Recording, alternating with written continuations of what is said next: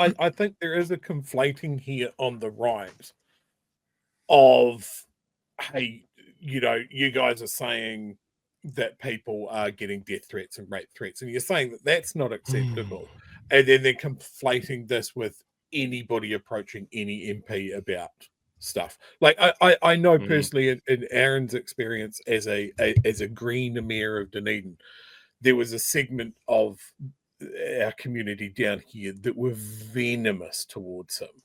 And Of he course. might be talking about that mini golf experience, but I also know that people knew his home address, and that sort of thing, and that was a real concern. And he's spoken about that quite publicly as well. I think there is a line that some people like. I would love to go hammer and tongs on some politicians. In fact, I might have made Lux and flinch once. That's one of my favorite moments. And I tried to stop Simeon Brown car leave the Dunedin Hospital area earlier this year. But I think it's that whole thing of like, you don't involve people's children. You wouldn't do it while someone's family's around or something like that. But on the right, again, we come back to this sort of thing of anonymous death and rape threats, absolutely fine. Talk of Nuremberg 2.0 and having a hanging list, absolutely fine. These are not the same interactions that we're talking about. Yeah, and I know that Aaron would have gotten a lot of shit. He probably for some of the same reasons that I get it. I'm vegan, he's vegetarian. We've got a bit of a whakapapa in there as well. I know what it's like. He knows what it's like. But I should reiterate. But I wanted to reiterate, just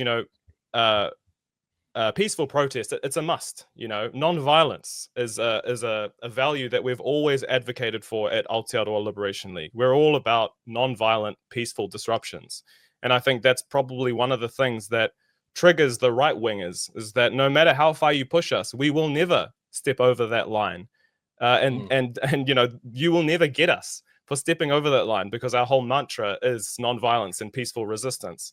We take inspiration from Parihakatanga. In Parihaka, it was all about ploughing the fields and growing gardens and peacefully, passively resisting colonial domination. And that's where Gandhi was inspired in terms of peaceful, passive resistance. Gandhi got his inspiration from Parihaka. And those are one of the staunchest values that we hold on to. And perhaps we need to communicate it more. I, of course, encourage our rangatahi and our young protesters to be strong in their values and advocating for what they believe in. But there is a line, and we can't be giving ammunition to the other side. And that's something that I will reflect on in terms of this whole scenario. But I think it's brought up some great conversations, around respectability politics, around identity politics, and how all of those types of things play into this, and where we're going as protesters and what is acceptable, where is the line. I think it's great for us to talk about those kinds of things.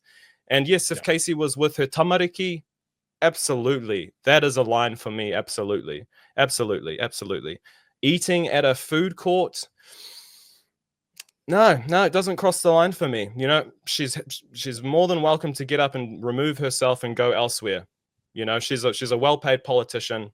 I have to sit down in that food court and look at her face losing my appetite, so no, I don't think that's crossing the line. But there is a line, and as long as we keep it respectful, as long as we keep it non-violent, based in aroha, tika, manaakitanga, and pono, then you can never lose.